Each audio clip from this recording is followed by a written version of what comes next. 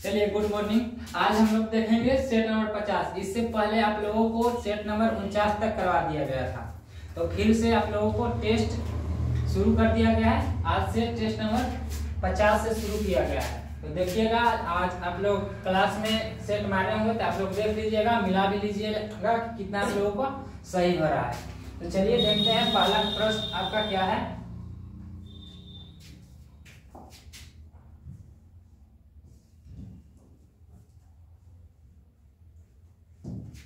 देखिए, कहता है कि निम्नलिखित में से कौन सा ग्रह सबसे कम समय में सूर्य का चक्कर लगाता है। तो सबसे कम समय में सूर्य का चक्कर कौन सा ग्रह लगाता है? तो देखिए, तो शुक्र जो है, शुक्र आपका कितना दिनों में लगाता है चक्कर? तो सूर्य आपका 224 दिनों में लगाता है, ठीक है। वरुण आपका कितना दिनों में लगाता है? तो वरुण आपका 164 दिन में लगाता है। कितना? 164 दिन। और शुक्र आपका 224 दिन। और बृहस्पति आपका कितना दिनों में चक्कर लगाता है? तो बृहस्पति आपका 11.4 वर्ष में लगाता है, ठीक है। यानी सबसे ज्यादा बोलूं तो बृहस्पति ही हो जाएगा। और बुध आपका कितना दिन में लगाता है? तो बुध आपका 88 दिनों में सूर्य का चक्कर लगाता है। तो इसके अनुसार होता है कि कौन सा सबसे कम समय में सूर्य का चक्कर लगाता है। तो कौन आपका हो जाएगा? ऑप्शन नंबर आपका डी हो जाएगा, बुध, ठीक है। चलिए आगे देखेंगे आपका प्रश्न नंबर 2।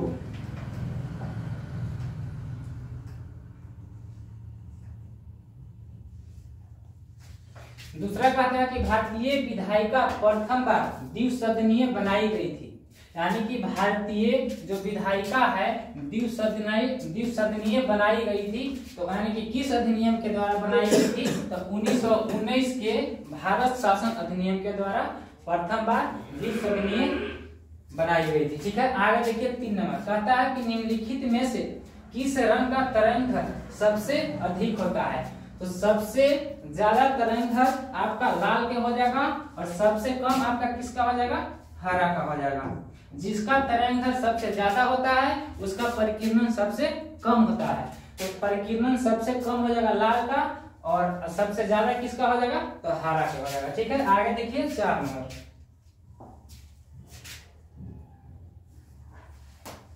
4 नंबर कहता है कि दो विद्युत आवेशों के बीच लगने वाले बल से संबंधित है। यानी कि दो विद्युत आवेशों के बीच लगने वाले बल से संबंधित है। यानी कि कौन सा नियम पर दो विद्युत आवेशों के बीच बल लगता है? तो आपका हो जाएगा कूलॉम के नियम पर दो विद्युत आवेशों के बीच बल लगता है, ठीक है। आगे देखिए, कहता है कि सोडियम क्लोराइड में होता है। यानी कि सोडियम क्लोराइड में क्या होता है? तो सोडियम क्लोराइड में आपका वैद्युत संयोजन बंधन होता है, ठीक है। 5 का हो जाएगा आपका ऑप्शन नंबर बी, वैद्युत संयोजन बंधन। आगे देखिए 6 नंबर।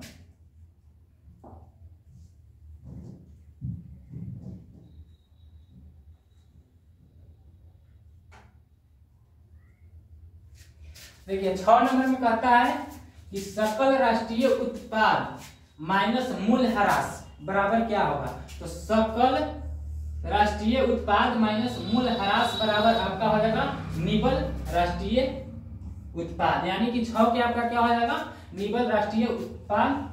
ऑप्शन नंबर आपका हो जाएगा सी, ठीक है। आगे देखिए 7 नंबर कहता है कि महापरिनिर्वाण के बाद बुध के अवशेषों को निम्नलिखित में से कितने भागों में विभाजित किया गया था? तो जब महापरिनिर्वाण किए थे बुध ने, तो उनके अवशेषों को कितने भागों में विभाजित किया गया था? तो 8 भागों में विभाजित किया गया था। कितने भागों में? 8 भागों में विभाजित किया गया था। 7 पे आपका ऑप्शन नंबर डी हो जाएगा। आगे देखिए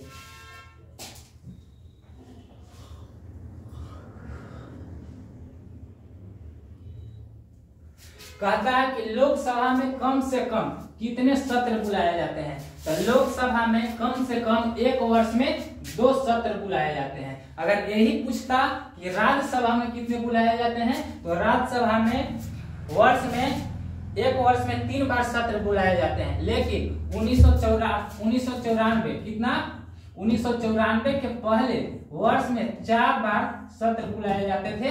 यह राज्यसभा की बात हम कर रहे हैं, ठीक है। राज्यसभा में 1994 के पहले 4 बार एक वर्ष में सत्र बुलाया जाता था, लेकिन अभी राज्यसभा में एक वर्ष में 3 बार सत्र बुलाए जाते हैं, ठीक है। और लोकसभा में कम से कम कितने सत्र बुलाए जाते हैं वर्ष में? एक वर्ष में 2 बार बुलाए जाते हैं, ठीक है। इसे आप लोग एक्स्ट्रा फैक्ट याद रखिएगा। चलिए देखते हैं आगे 9 नंबर। कहता है कि भारतीय पशु चिकित्सा अनुसंधान संस्थान स्थित है। तो भारतीय पशु चिकित्सा अनुसंधान संस्थान कहाँ पे स्थित है? तो यह आपका बरेली में स्थित है। 9 के क्या हो जाएगा आपका? ऑप्शन नंबर ए हो जाएगा, ठीक है। आगे देखिए 10 नंबर।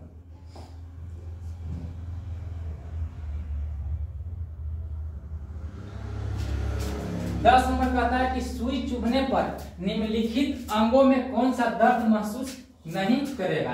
यानी कि जब भी सुई चुभाएंगे तो शरीर का कौन सा ऐसा अंग है जिसमें दर्द महसूस नहीं होगा? तो वह आपका कौन सा हो जाएगा? हृदय। कहा भी गया है कि हृदय बहुत कठोर होता है, ठीक है। तो 10 के आपका क्या हो जाएगा? ऑप्शन नंबर सी हो जाएगा, ठीक है। आगे देखिए 11 नंबर। कहता है कि भारत का सबसे ऊंचा स्थान पर स्थित झील क्या है? तो भारत के सबसे ऊंचा स्थान पर स्थित झील कौन सा है? तो आपका होगा चोहलाम झील हो जाएगा। चोहलाम झील आपका कौन सा राज्य में है? तो यह आपका सिक्किम में पड़ता है, ठीक है। भारत का सबसे ऊंचा स्थान पर स्थित झील कौन सा हो जाएगा? चोहलाम झील। यह आपका सिक्किम में पड़ता है। कहाँ में पड़ता है? सिक्किम में पड़ता है, ठीक है। और विश्व में अगर पूछता कि विश्व में सबसे ऊंचा स्थान पर झील कौन सा है, तो विश्व में सबसे ऊंचा स्थान पर है, विश्व में सबसे ऊंचे स्थान पर है, सबसे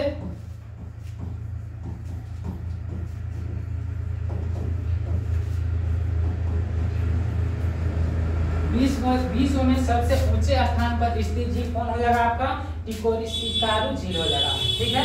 लेकिन यहाँ पूछ रहा है भारत में सबसे ऊंचे स्थान पर स्थित झील कौन हो जाएगा? चोलहाम झील। यह आपका सिक्किम राज्य में पड़ता है, ठीक है। आगे देखिए 12 नंबर। 12 नंबर कहता है कि तुजुदारा किस राज्य में स्थित है? तो तुजुदारा आपका मणिपुर राज्य में स्थित है। कौन सा राज्य में स्थित है? मणिपुर राज्य में स्थित है। आगे देखिए 13 नंबर।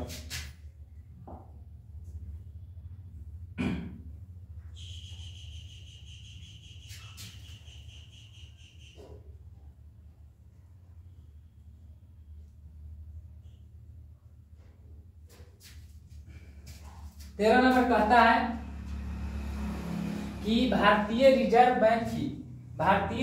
बैंक की स्थापना निम्न में से किस समिति के सिफारिश पर की गई थी? तो भारतीय रिजर्व बैंक की स्थापना कब हुआ था? तो भारतीय रिजर्व बैंक की स्थापना 1935 में आपका हुआ था, ठीक है। लेकिन इसमें बोल रहा है कि भारतीय रिजर्व बैंक की स्थापना निम्न में से किस समिति के सिफारिश पर की गई थी? तो यह किया गया था आपका हिल्टन यंग समिति के सिफारिश पर किया गया था। 13 के आपका ऑप्शन नंबर क्या हो जाएगा? डी हो जाएगा, ठीक है। आगे देखिए 14 कहता है कि पारिस्थितिकी तंत्र में ऊर्जा का मुख्य स्रोत क्या है? तो पारिस्थितिकी तंत्र में ऊर्जा का मुख्य स्रोत आपका क्या हो जाएगा? सौर विकिरण हो जाएगा। आपका ऑप्शन नंबर क्या हो जाएगा? सी। आप लोग मिलाइएगा और कमेंट बॉक्स में जरूर बताइएगा कि कितना सही हुआ है, ठीक है। ये टेस्ट आपको एसएससी जीडी बीएसएससी और अदर एग्जाम के लिए देखते हुए बनाया गया है, ठीक है। तो आप लोग जरूर बताइएगा कि आप लोगों का स्कोर कितना आ रहा है, ठीक है। आगे देखिए 15 नंबर। 15 नंबर कहता है कि संविधान का कौन सा अनुच्छेद अंतरराज्यीय जल विवाद के न्याय निर्णय से संबंधित है? तो यह आपका अनुच्छेद हो जाएगा 262 हो जाएगा। 15 के आपका क्या हो जाएगा? ऑप्शन नंबर ए हो जाएगा। आगे देखिए 16 नंबर।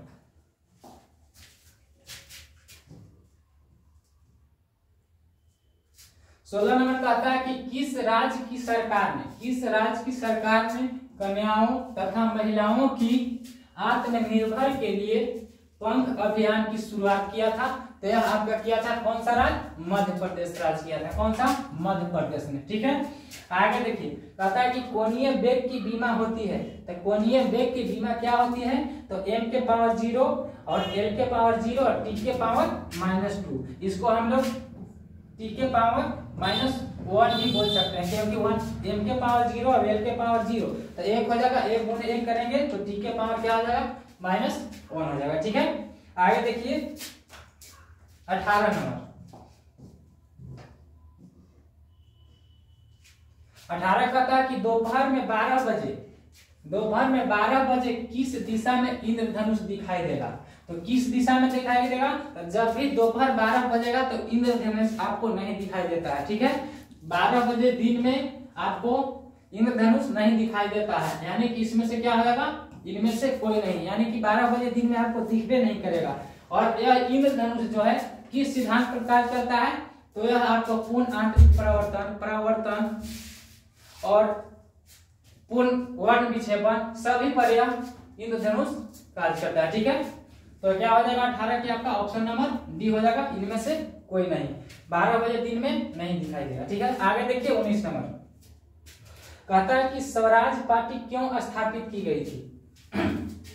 तो स्वराज पार्टी क्यों स्थापित किया गया था, तो स्वराज पार्टी आपका विधानसभाओं में अवरोध डालने हेतु स्थापित किया गया था। किसमें, विधानसभाओं में अवरोध को डालने के लिए स्वराज पार्टी को स्थापित किया गया था। तो 19 के आपका क्या हो जाएगा, ऑप्शन नंबर आपका सी हो जाएगा। ठीक है, आगे देखिए 20 नंबर।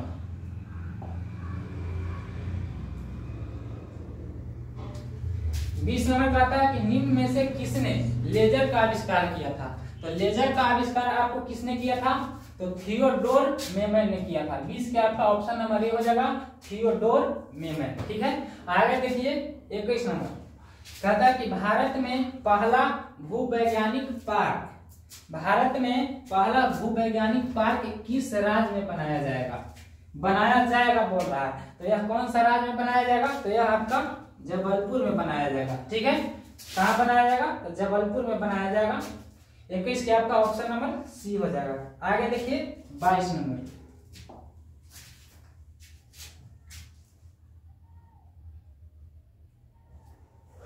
22 नंबर कहता है कि निम्नलिखित समूहों में से किस एक के देशों में से भूमध्य रेखा गुजरती है, यानी कि कौन सा समूह है इसमें भूमध्य रेखा गुजरता है। तो वह आपका हो जाएगा कौन सा देश हो जाएगा, तो यह आपका हो जाएगा कोलंबिया, केन्या और इंडोनेशिया।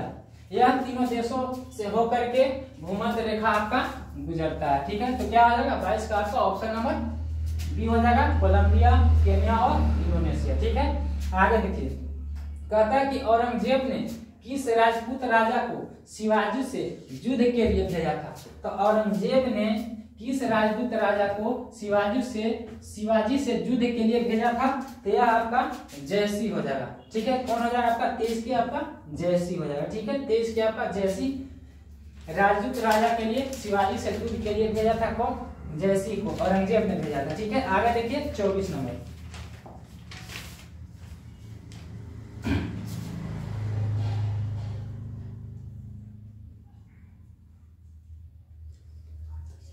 चौबीस कहता है कि निम्नलिखित में से कौन एशियन का सदस्य देश नहीं है। तो कौन सा है एशियन का सदस्य देश नहीं है, तो आपका भारत देश ही है जो एशियन का सदस्य देश नहीं है। 24 के आपका ऑप्शन नंबर बी हो जाएगा, भारत। ठीक है, टेस्ट को जरूर लगाइएगा आप लोग भी, जो नहीं देखे हैं टेस्ट को देख लीजिएगा और शेयर भी कर दीजिएगा। देखिए कहता है कि भारत में आय कर है, यानी कि भारत में आय का कर कैसा है, तो भारत में अप्रत्यक्ष एवं प्रगतिशील कर है। कैसा है, तो अप्रत्यक्ष एवं प्रगतिशील कर है। ठीक है, आगे देखिए 26 नंबर।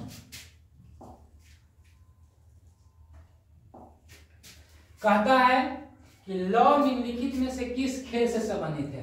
तो लौ जो शब्द है वह टेनिस खेल से संबंधित है। लौ किस खेल से संबंधित है, तो लौ टेनिस खेल से संबंधित है। आगे देखिए कहता है कि अमर अग्न्याशय, जो अमर अग्न्याशय में खराबी हो तो क्या होगा, यानी कि जो जब अमर अग्न्याशय खराब हो जाएगा तो हमारे शरीर में क्या होगा। जब अमर अग्न्याशय खराब हो जाएगा तो इंसुलिन और ग्लूकोगोन नहीं बनेंगे। क्या नहीं बनेंगे, इंसुलिन और ग्लूकोगोन नहीं बनेंगे जब अमर अग्न्याशय खराब हो जाएगा तब। तो 27 के क्या हो जाएगा आपका ऑप्शन नंबर बी हो जाएगा। ठीक है, आगे देखिए 28 नंबर क्या कहता है, कहता है कि निम्नलिखित में से कौन उष्णकटिबंधीय घास स्थल नहीं है। तो निम्नलिखित में से कौन सा आपका उष्णकटिबंधीय घास स्थल नहीं है, तो यह आपका वेल है। वेल जो है यह उष्णकटिबंधीय घास स्थान नहीं है, यह आपका शीतोष्ण हो जाएगा। यह कैसा है, शीतोष्ण। यह आपका शीतोष्ण कटिबंधीय घास का स्थल है और यह आपका कौन सा देश में पड़ता है, तो यह अफ्रीका में पड़ता है। ठीक है, कहाँ, अफ्रीका में। ये सब याद रखिएगा आप लोग। ठीक है, वेल कैसा है, तो शीतोष्ण कटिबंधीय घास का स्थल है। ठीक है, यह अफ्रीका में। आगे देखिए 29 नंबर कहता है कि किराता जूर्नियम किसकी कृति है। तो किराता जूर्नियम किसकी कृति है, तो यह आपका भास्त्री की हो जाएगा। किसका हो जाएगा, भास्त्री। 29 की आपका ऑप्शन नंबर ये हो जाएगा। ठीक है, आगे देखिए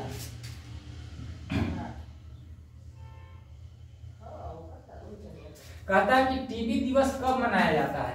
तो टीबी दिवस आपको 24 मार्च को मनाया जाता है। टीबी दिवस कब मनाया जाता है, तो टीबी दिवस आपको 24 मार्च को मनाया जाता है। और 24 अप्रैल को क्या मनाया जाता है, तो 24 अप्रैल को आपका राष्ट्रीय पंचायत दिवस मनाया जाता है। क्या मनाया जाता है, राष्ट्रीय पंचायत दिवस।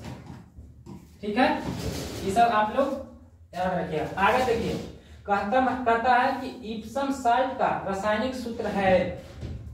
तो इप्सम साल्ट का रासायनिक सूत्र क्या हो जाएगा, तो देखिए तो Na2SO4। Na2SO4 किसका होता है, तो यह सोरा साल्ट का होता है। किसका होता है, सोरा साल्ट। ठीक है, और MgSO4 7H2O किसका होता है, तो यह आपका इप्सम साल्ट हो जाएगा। MgSO4 7H2O। ठीक है, आगे देखिए कहता है 32, कहता है कि रक्षा खुफिया एजेंसी के नए प्रमुख कौन नियुक्त हुए हैं। रक्षा खुफिया एजेंसी के नए प्रमुख आपको जीवी रेड्डी हो जाएंगे। कौन नियुक्त किए गए हैं, तो जीवी रेड्डी हो जाएंगे। ठीक है, आगे देखिए 32 नंबर। 32 नंबर क्या कहता है, 32 हो गया। 33 देखिए 33 कहता है कि भगवान शिव की प्रतिष्ठान में कितने ज्योतिर्लिंग स्थापित हैं। तो भगवान शिव के प्रतिष्ठान में कितने ज्योतिर्लिंग स्थापित हुए हैं, तो यह आपका 12 हो जाएगा। कितने हुए हैं, 12। आपका क्या हो जाएगा, ऑप्शन नंबर बी, 33 के बी हो जाएगा। कहता है कि निम्नलिखित कथनों में से कौन सा एक सही नहीं है, इसमें गलत कथन को आपको चुनाव करना है। तो कहता है कि गैसों में ध्वनि तरंगे की प्रवृत्ति अनुदैर्घ्य होती है। बात सही है कि ध्वनि क्या होता है, ध्वनि अनुदैर्घ्य होता है। ठीक है, कहता है कि 20 हर्ट्ज से कम आवृत्ति की ध्वनि तरंगे प्रस्रव कहलाती है। तो जब भी 20 हर्ट्ज से कम ध्वनि तरंगे को हम लोग क्या कहते हैं, प्रस्रव नहीं अवस्रव कहते हैं। क्या कहते हैं, अवस्रव। ठीक है, 20 हर्ट्ज से कम वाले आवृत्ति को हम लोग अपस्रव कहते हैं और 20 से 20,000 हर्ट्ज तक के हम लोग क्या कहते हैं, स्रव कहते हैं। अब 20,000 से ऊपर वाले ध्वनि की आवृत्ति को क्या कहते हैं, प्रस्रव आवृत्ति कहते हैं। ठीक है, तो इसमें से कौन आपका हो जाएगा, यह आपका ऑप्शन नंबर बी क्या है, गलत है। 20 हर्ट्ज से कम आवृत्ति वाले को क्या कहते हैं, अपस्रव तरंगे कहते हैं। ठीक है, आगे देखिए 35।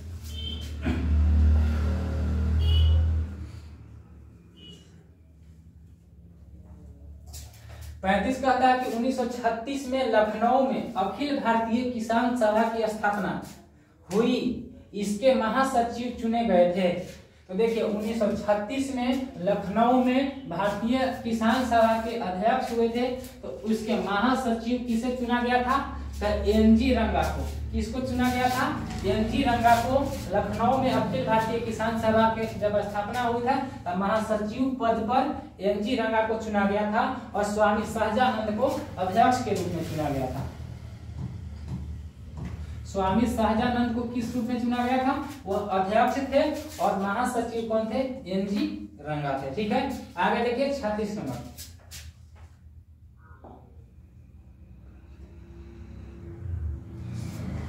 कहता है कि केंद्रीय तंबाकू अनुसंधान संस्थान कहाँ स्थित है।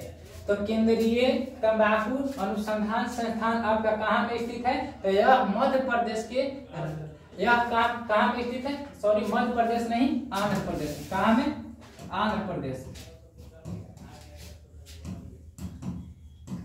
राजमुंदरी आपको आंध्र प्रदेश देश में पड़ता है, ठीक है। तो केंद्रीय तंबाकू अनुसंधान संस्थान कहाँ स्थित है, राजमुंदरी आंध्र प्रदेश में, ठीक है। तो 36 के आपका ऑप्शन नंबर डी हो जाएगा, ठीक है। आगे देखिए 37 कहता है कि परमाणु बम का कार्यकारी सिद्धांत यूरेनियम का नाभिकीय विखंडन है और हाइड्रोजन बम का कार्यकारी सिद्धांत क्या है।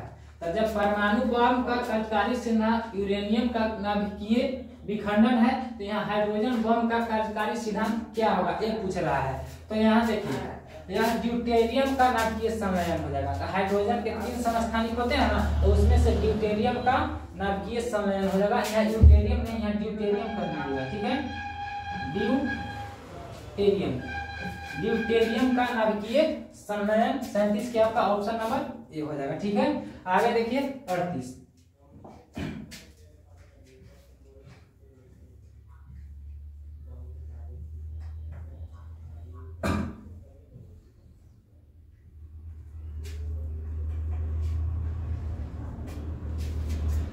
कहता है कि विधानसभा में उद्देश्य प्रस्ताव का प्रस्तुत किया गया था।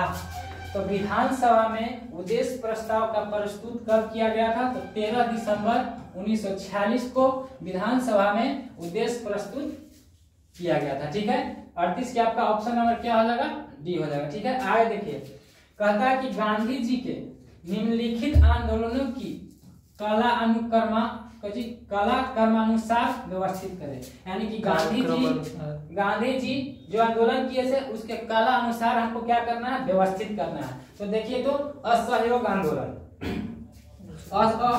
आंदोलन आपका हुआ था 1920 में, ठीक है। असहयोग आंदोलन 1920 में हुआ था। रॉलेट एक्ट 26 जनवरी 1919 में हुआ था, ठीक है। अहमदाबाद मिल हड़ताल आपका 15 मार्च 1918 में हुआ था। और खेड़ा आंदोलन आपका 22 मार्च 1918 में ही हुआ था। यह कब हुआ था, 22 मार्च 1918 में हुआ था। तो इसको आपको व्यवस्थित करना है कि सबसे पहले कौन हुआ था। तो सबसे पहले आपका 15 मार्च 1918 को अहमदाबाद हुआ था, अहमदाबाद मिल हड़ताल। उसके बाद खेड़ा आंदोलन 22 मार्च 1918 को हुआ था। उसके बाद आपके हो जाएगा रॉलेट एक्ट 26 जनवरी 1919 को। उसके बाद आपका हो जाएगा असहयोग आंदोलन। तो कौन हो जाएगा आपका 4321। तो 4321 आपका कौन सा ऑप्शन में है, तो आपका ऑप्शन नंबर डी हो जाएगा, 39 के डी हो जाएगा, ठीक है। आगे देखिए 40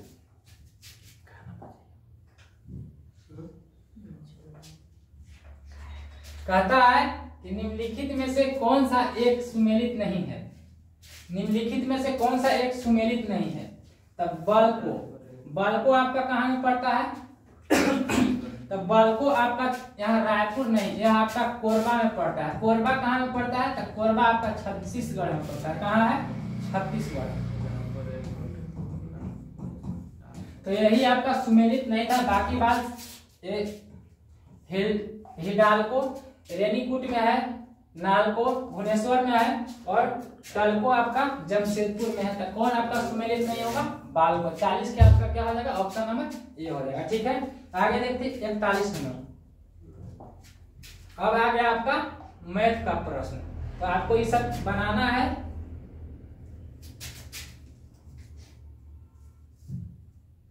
चलिए देखिए हम बना देते हैं, आप लोग भी बना लीजिएगा। कहता है कि समान आकार के 4 बर्तन दूध और पानी के मिश्रण से भरे हैं। चारों बर्तनों में दूध की मात्रा क्रमशः 80%, 75% और 60% एवं 50% है। तो सभी चारों मिश्रणों को मिला दिया जाए तो प्राप्त मिश्रण में पानी और दूध का अनुपात क्या होगा। कोई भी मिश्रण 100% में अपने आप में होता है। तो 80% जब दूध है तो 80% दूध है तो 20% आपका क्या होगा, पानी है। तो देखिए एक मैंने लिख लीजिए पानी और एक मैंने लिख लीजिए दूध। 80% आपका दूध है तो 20% आपका क्या होगा, पानी हो जाएगा। और फिर आगे कहता है कि अगर 75% दूध है तो दूध वाला के दूध की तरफ हम मिलाएंगे और पानी को पानी। अगर 75% दूध है तो 25% आपका क्या हो जाएगा, पानी हो जाएगा। ठीक है। अगर 60% आपका दूध है, 60% आपका दूध है तो पानी कितना हो जाएगा, 40% आपको पानी हो जाएगा। इसमें जोड़ते जाएंगे। ठीक है। अगर 50% दूध है, अगर 50% दूध है तो 50% आपका क्या हो जाएगा, पानी हो जाएगा। तो इसको आप जोड़ दीजिए। जोड़ने के बाद कितना आएगा, 137 अनुपात 265। इधर कितना हो जाएगा, 265। तो इसको आप 5 से काट दीजिए। 5 से काट दीजिएगा तो 135 कितना हो जाएगा आपका, 135 हो जाएगा। तो इसको आप 5 से काट दीजिएगा तो 27 पर से 135 हो जाएगा और 53 बचे 200। तो आपका 27 अनुपात आपका 53 हो जाएगा। कौन सा ऑप्शन में आपका है, तो आपका ऑप्शन नंबर 3 में है। एक तरफ हम पानी को मिलाएंगे और एक तरफ दूध को मिलाएंगे और उसको जोड़ के काट देंगे तो वही आपका अनुपात प्राप्त हो जाएगा। तो 27 अनुपात 23 हो जाएगा। ठीक है। आगे देखिए, आगे आपका 42 नंबर क्या कहता है,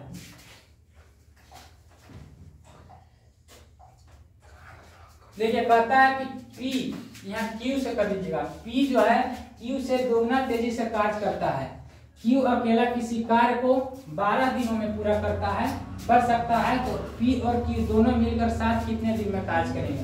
तो देखिए P जो है Q से दोगुना कार्य करने का क्षमता क्या है, P का कार्य करने की क्षमता Q से दोगुना है। ये क्षमता दिया हुआ है इफिशियंसी, तो इसका इफिशियंसी के उल्टा आपका समय होता है। तो कितना हो जाएगा, 1:2 हो जाएगा। अब कहता है कि देखिए यहाँ कहता है कि Q अकेला किसी कार्य को 12 दिनों में करता है। तो Q 12 दिनों में करता है तो यह कै गुना ज्यादा करता है, तो 6 गुना करेंगे तब नहीं 12 हो जाएगा। रेशियो में नियम है कि जितना गुना जितना से गुना एक रेशियो में करते हैं तो उतना ही से गुना दूसरे रेशियो में करेंगे। तो इसका हम करेंगे 6 से गुना करेंगे तो यह कितना दिन में करेगा, 6 दिन में करेगा। आप इस दोनों को एलसीएम ले लीजिए। 6 और 12 का एलसीएम कितना हो जाएगा आपका, 12। तो 12 एलसीएम कुल काम को दर्शाता है। तो 12 में 6 से हम भाग देंगे तो एक दिन में कितना काम करेगा, 2 करेगा। अभी एक दिन में 1 करेगा। तब दोनों मिल करके कितना दिन में करेगा, तो दोनों मिल करके कुल काम है 12। ठीक है। और दोनों मिल करके 2 और 1 कितना हो जाएगा, 3 से जब भाग दे रहे तो कुल काम है 12, 3 से भाग दे देंगे तक दोनों मिल करके कितना दिन में करेगा, 4 दिन में आपको करेगा। आपका ऑप्शन नंबर क्या हो जाएगा, डी हो जाएगा। ठीक है। 42 के आपका ऑप्शन नंबर डी हो जाएगा। आगे देखिए 43।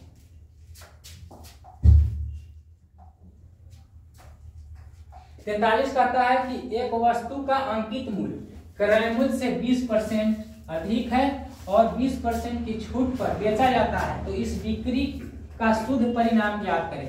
तो जब नियम होता है कि जब एक ही वस्तु पर क्रय मूल्य या विक्रय मूल्य या छूट या लाभ जो भी करें तो उसको हम एबी फार्मूला से बनाते हैं। तो एबी फार्मूला जानते हैं आप लोग कि ए बी बराबर होता है कि ए प्लस बी प्लस माइनस या प्लस माइनस करिए ए गुने बी बटा 100। देखिए इस पर हम बनाएंगे तो कहता है कि एक ही वस्तु पर जब कहेगा तब हम ये एबी फार्मूला पर लगाते हैं। अरे यहाँ क्रय मूल्य से कहा है कि 20% अधिक, तो 20% अधिक कहा है 20 लिख देंगे। ठीक है। और उससे 20% की छूट, 20% अधिक तो प्लस और 20% के छूट तो क्या हो जाएगा माइनस। अब यहाँ चिन्ह हम यहाँ के जो चिन्ह यहाँ पर हम किसका रखेंगे, प्लस या माइनस। तो इन दोनों के चिन्ह को देखेंगे कि क्या है, तो यहाँ प्लस है यहाँ माइनस है। तो प्लस माइनस क्या हो जाएगा आपका माइनस। और ए गुने बी तो 20 गुने 20 और बटा क्या हो जाएगा 100। तो ये देखिए प्लस माइनस से ही कट जाएगा और 1 0 से 1 0 और 1 0 से 1 0 यानी कि -4 यानी कि -4% माइनस मतलब कमी यानी कि 4% से क्या होगा आपका कमी हो जाएगा। क्या हो जाएगा 43 के आपका ऑप्शन नंबर सी हो जाएगा। आगे देखिए 44 कहता है कि संसार में सर्वाधिक देश कौन सा है? तो संसार में सबसे सर्वाधिक नागरिकृत वाला देश जो है, जो 2018 से ही अभी तक कौन सा है? सिंगापुर है। कौन है? सिंगापुर। ठीक है, 44 के आपका ऑप्शन नंबर डी हो जाएगा। 45 देखिए,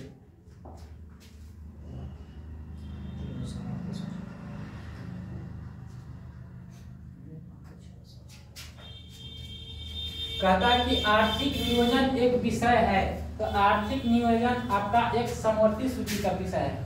समवर्ती सूची का आर्थिक नियोजन विषय है। ठीक है, देखिए कहता है कि मौर्य शासक जिन्होंने भारत का मुक्तिदाता भी कहा जाता है, यानी कि कौन सा मौर्य शासक है जिन्हें भारत का मुक्तिदाता कहा जाता है?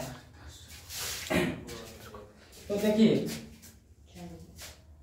इनके प्रधानमंत्री चंद्रगुप्त मौर्य को क्या कहा जाता है? मुक्तिदाता। यह अपने प्रधानमंत्री कौटिल्य को मैसिडोनिया से मुक्त कराया था, तब उन्होंने क्या बोला था? इन्हें मुक्तिदाता कहा जाता है। तभी से इसको क्या बोला जाता है? मुक्तिदाता कहा जाता है। कौटिल्य अपने प्रधानमंत्री को, कौटिल्य को मैसिडोनिया से मुक्त कराया था, तब उन्होंने इनको क्या कहे थे? मुक्तिदाता। इसलिए 46 के आपका क्या हो जाएगा? आपका ऑप्शन नंबर डी हो जाएगा, चंद्रगुप्त। आगे देखिए 47, कहता है कि भारत सरकार के राजस्व का प्रधान स्रोत है। तो भारत सरकार के राजस्व का प्रधान स्रोत क्या हो जाएगा आपका? अप्रत्यक्ष कर हो जाएगा। क्या हो जाएगा? अप्रत्यक्ष कर। 47 के आपका ऑप्शन नंबर ए हो जाएगा। आगे देखिए 48, कहता है कि 5 वर्षीय योजना की कौन सी अवधि सत्य नहीं है? तो 5 वर्षीय योजना के कौन सी अवधि आपको सत्य नहीं है? तो पहला आपका 5 वर्षीय योजना 1951 से 56 तक, दूसरा 56 से 61 तक, तीसरा 61 से 66 तक, और चौथा आपको यहाँ देखिए 19 कर दीजिएगा, 1966 से 1969 तक। यह आपका क्या है? अवकाश हुआ था। क्या हुआ था? अवकाश। प्रथम अवकाश 1966 से 1969 तक हुआ था, प्रथम अवकाश योजना।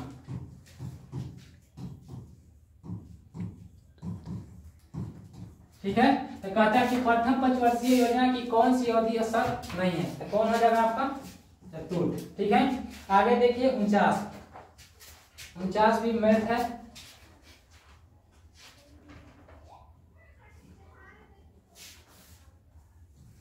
देखिए कहता है कि 14 सेंटीमीटर व्यास और नगण्य मोटाई वाले एक खोखले अर्धगोलाकार कटोरे का कुल पृष्ठीय क्षेत्रफल क्या होगा? तो यहाँ हम लोग लिखेंगे कि अर्धगोलाकार, लिख लेंगे कि अर्धगोलाकार कटोरे का कुल पृष्ठीय क्षेत्रफल, कुल पृष्ठीय क्षेत्रफल बराबर आपका होता है 4 पाई r स्क्वायर। ठीक है, तो इस पर आप लोग सेट कर दीजिए, आ जाएगा। तो देखिए 4 पाई के मान होता है 22/7 और r स्क्वायर।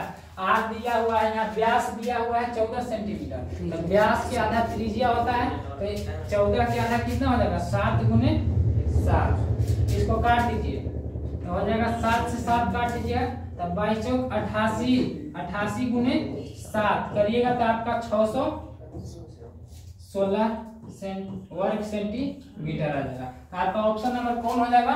49 के आपका ऑप्शन नंबर ए हो जाएगा, 616 वर्ग सेंटीमीटर। आगे देखिए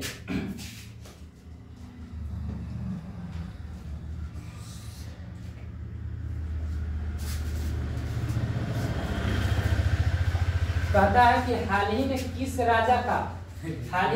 राज्य का पहला तट मंदिर भारत का पहला हरित ऊर्जा पुरातत्व स्थल बन गया? तो कौन सा बन गया आपका? तो आपका तमिलनाडु हो जाएगा। ठीक है, कौन सा हो जाएगा?